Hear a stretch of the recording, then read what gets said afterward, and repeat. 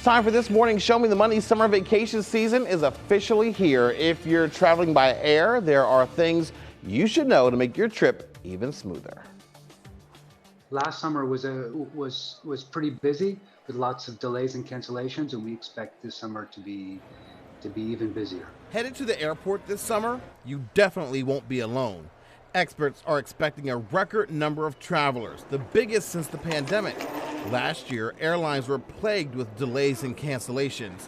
What can you do to avoid this? If you can travel one of the first flights in the morning, usually the plane's already there and the plane's already ready. So the later you fly in the day, the more likely it is that you're going to have a delayed flight. Eric Napoli is with AirHelp, a company that fights for passenger rights.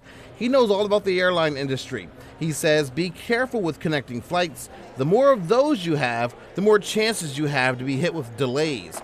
Also, some days are better to travel than others. People travel the most on Fridays or on Mondays. They travel the least on Tuesdays. So generally Tuesday is your best day for travel in terms of flight delays. When are travelers entitled to compensation for a cancellation or a delay? Okay, so right now in the U.S., the state of kind of passenger rights is a little bit tricky. If you are denied boarding because of overbooking, then yes, you're entitled to compensation.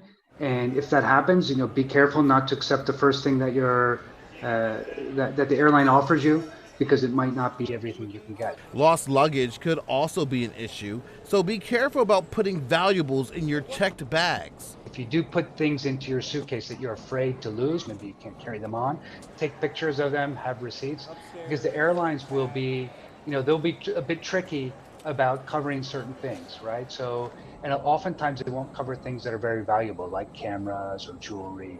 You're putting that into your suitcase at your own risk. A big reason for last year's troubles were staffing shortages. With the potential of that continuing, along with the demand for air travel rising, Eric thinks this is an opportunity for airlines to improve their customer service. A lot of people they tweet the airline. Does that work, or is that a good idea?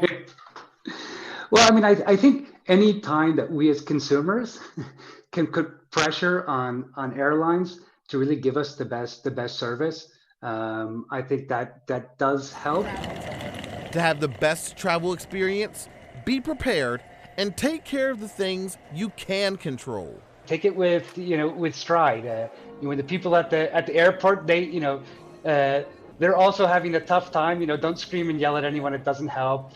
Be patient and plan. Eric says the U.S. doesn't have the strongest passenger rights. He says you get better protections on international flights. Some countries offer up to $600 for delays. But the White House is working on new regulations that would require airlines to compensate passengers, as well as cover meals and hotel rooms if they're stranded for reasons within the airline's control.